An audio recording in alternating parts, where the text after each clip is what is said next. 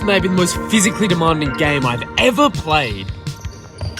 Because this is day 313 of my journey playing high school sports in the United States. And man, we ended up with school before heading out for another game. And bro, we only had 4 players tonight, which means I was running full court the whole time. Honestly, man, this is why I'm not a long distance runner. And bro, tell me why Chester went 3 for 3 on back-to-back possessions? Even blowing out whatever the hell this was. Honestly, everyone comes a shooter when the camera comes out, man. But anyways, that's day 313.